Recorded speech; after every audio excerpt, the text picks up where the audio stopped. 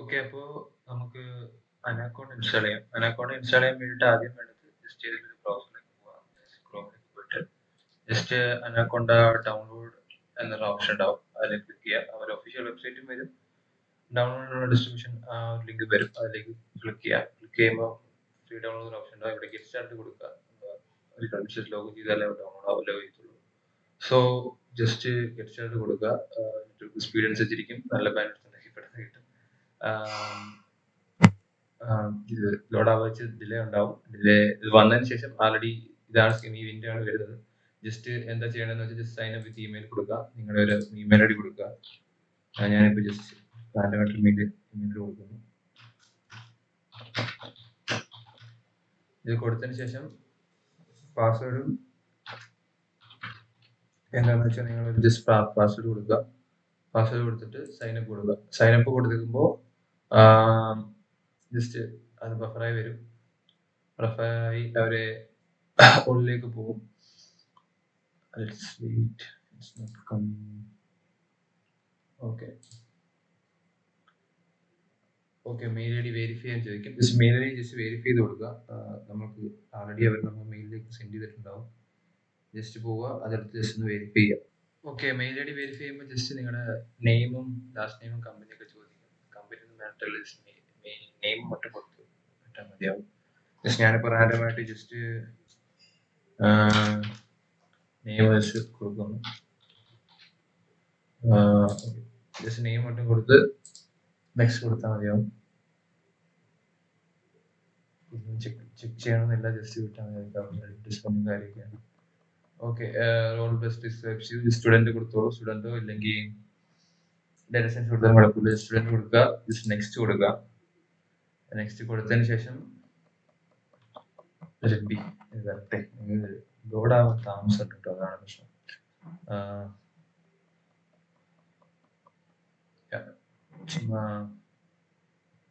ചുമ്മാ just status കൊടുത്ത് വെച്ചോ. നെക്സ്റ്റ് കൊടുത്ത് വിട്ടാൽ മതിയാവും.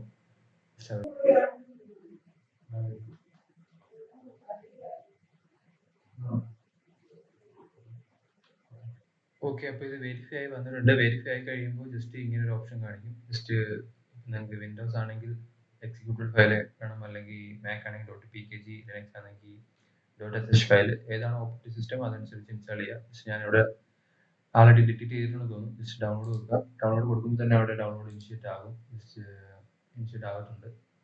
അറൗണ്ട് 1 GB സൈസ് വരുന്നുണ്ട്. മേ ബി നമ്മൾ ചൂസ് ചെയ്തത് വെച്ചാണോ അറിയത്തില്ല, പക്ഷേ സൈസ് ഇൻക്രീസ് ആയിരുന്നു. പ്രീവിയസ്ലി ഇത്ര ഇല്ലായിരുന്നു. ജസ്റ്റ് ഡൗൺലോഡ് ആയി കഴിഞ്ഞാൽ നിങ്ങൾക്ക് ബാക്കി പ്രൊസീഡ് ചെയ്യാം. അപ്പോൾ ഇത് ഡൗൺലോഡ് ആയിട്ടുണ്ട്. ജസ്റ്റ് ഡൗൺലോഡ് ആയി കഴിഞ്ഞിട്ട് ജസ്റ്റ് നമ്മൾ ഡൗൺലോഡ് ചെയ്ത ലൊക്കേഷനിലേക്ക് പോവാം. എക്സിക്യൂട്ടീവ് ഫയൽ അവിടെ കാണും.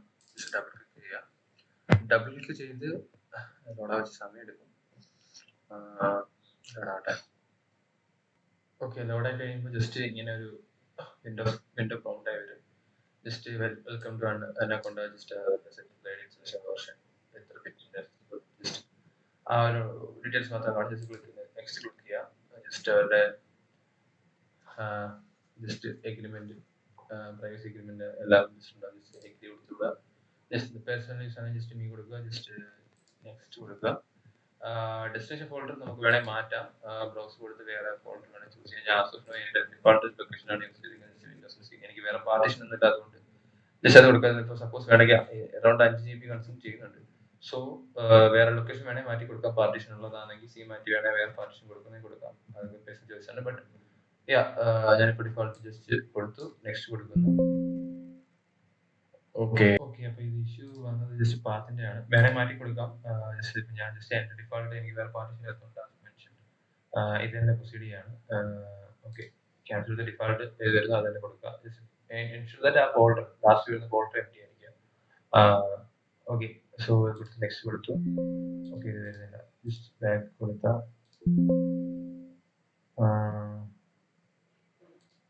Okay, just fine. Destination folder contain one space is can use problem with several combinations. Okay, അത് ആ പാത്തിലെ എൻ്റെ നെയിം വരുന്നതിൻ്റെ സ്പേസ് വരുന്നുണ്ട്, അതിൻ്റെ ഇഷ്യൂ ആണ്. കൊടുത്ത് ഇൻസ്റ്റാൾ കൊടുത്തേക്കുക. ഇതിൽ മെയിനായിട്ട് മറക്കാതെ ചെയ്യേണ്ട ഒരു കാര്യം, ഈ ഓപ്ഷൻ ചെക്ക് ചെയ്തേക്കുക. ആഡ് പൈത്തൺ എൻവയോൺമെന്റ് ജസ്റ്റ് ഇത് ചൂസ് ചെയ്യാൻ മറക്കരുത്. മെയിനായിട്ട് ഇത് കൊടുക്കാൻ പോകുന്ന കാര്യം എന്ന് വെച്ചാൽ ഇത് കൊടുത്ത് ചൂസ് ചെയ്യുക. ഇത് കൊടുക്കാൻ പോകുന്ന കാര്യം എന്ന് വെച്ചാൽ സിസ്റ്റം വേരിയബിൾസ് നമ്മൾ പാത്ത് സെറ്റ് ചെയ്തിട്ടുണ്ടെങ്കിൽ നമുക്ക് പിന്നീട് നാളെ സമയത്ത് കോണ്ട കമാൻഡ് യൂസ് ചെയ്ത് ഇൻസ്റ്റാളേഷൻ കാര്യങ്ങൾ ചെയ്യാൻ പറ്റില്ല. അതുകൊണ്ടാണ് ഇതിപ്പോ നമ്മൾ ഇവിടെ ചെയ്താൽ ഓട്ടോമാറ്റിക്കലി അനക്കോണ്ട തന്നെ സെറ്റ് ചെയ്തോളും. അത് അല്ലെങ്കിൽ നമുക്ക് എന്താ വേണ്ടതെന്ന് വെച്ചാൽ നമ്മൾ മാനുവൽ സെറ്റ് ചെയ്യേണ്ടി വരും. ജസ്റ്റ് എങ്ങനെ സെറ്റ് ചെയ്യുന്നത് ജസ്റ്റ് ഞാൻ കാണിക്കാം. സിസ്റ്റം വേരിയബിൾ സിസ്റ്റം സെറ്റിംഗ്സ് എന്ന് പറഞ്ഞ ഓപ്ഷൻ ഉണ്ടാവും. സിസ്റ്റം എൻവയോൺമെന്റ് വേരിയബിൾ എന്ന് പറഞ്ഞ ഓപ്ഷൻ വരും.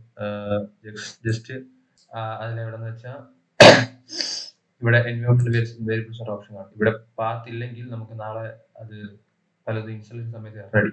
So better always choose this option. Okay, so ഇത് ചൂസ് ചെയ്ത് കഴിഞ്ഞിട്ട് ജസ്റ്റ് ഇൻസ്റ്റാൾ കൊടുക്കുക, അതിലേ ഉള്ളൂ. ബാക്കി കുഴപ്പമില്ല. ഈ 3 ഓപ്ഷൻ കൊടുക്കുക. ഇത് മറക്കാതെ കൊടുത്തേക്കുക. സെക്കൻഡ് ഓപ്ഷൻ കൊടുത്തിട്ട് ഇൻസ്റ്റാൾ ചെയ്യുമ്പോൾ ഇത് കംപ്ലീറ്റ് ആയിക്കോളും. കംപ്ലീറ്റ് ആയ ശേഷം ബാക്കി നമുക്ക് നോക്കാം, വെരിഫൈ ചെയ്ത് നോക്കാം ഇൻസ്റ്റാൾ ആവില്ല. നമ്മുടെ ഇൻസ്റ്റാളേഷൻ കംപ്ലീറ്റ് ആയിട്ടുണ്ട്. ജസ്റ്റ് നെക്സ്റ്റ് കൊടുക്കാം. നെക്സ്റ്റ് കൊടുത്ത് കഴിയുമ്പോഴത്തേക്ക് ജസ്റ്റ് വരും അവിടെ കാര്യങ്ങളെല്ലാം വരും. താങ്ക് യു ഫോർ ഇൻസ്റ്റാളിംഗ് വരും. ലോഞ്ച് കൊണ്ട് വെൽക്കം ടു കോളേജ് കൊടുത്താൽ അതോടെ ഇവിടുത്തെ സെറ്റപ്പ് കഴിഞ്ഞു. ജസ്റ്റ് ഇനിയിപ്പോൾ ഓട്ടോമാറ്റിക്കായിട്ട് ലോഞ്ച് ആവും, സമയം എടുക്കും. അത് ലോഞ്ച് ആയി കഴിഞ്ഞിട്ട് ബാക്കിയുള്ളത് നോക്കാം. CMD പോയി നമുക്ക് കോണ്ട ഹൈഫൻ വേർഷൻ പോട്ട് ഇൻസ്റ്റാളേഷൻ കറക്റ്റ് ആയെന്ന് അറിയാൻ പറ്റും. ഇൻസ്റ്റാളേഷൻ കറക്റ്റ് വെരിഫൈ ചെയ്ത ശേഷം നമുക്ക് ബാക്കി VS കോഡ് അടുത്തൊരു വീഡിയോ ഇട്ട് ഇൻസ്റ്റാളേഷൻ വരുന്നുണ്ട്. അത് ലോഞ്ച് ആയി വരുന്നുണ്ട്. സമയം എടുത്ത് കഴിഞ്ഞിട്ട് ലോഞ്ച് ആയി കഴിയുമ്പോൾ നമുക്ക് ജസ്റ്റ് ഓപ്പൺ ചെയ്ത് വെരിഫൈ ചെയ്ത് നോക്കാം.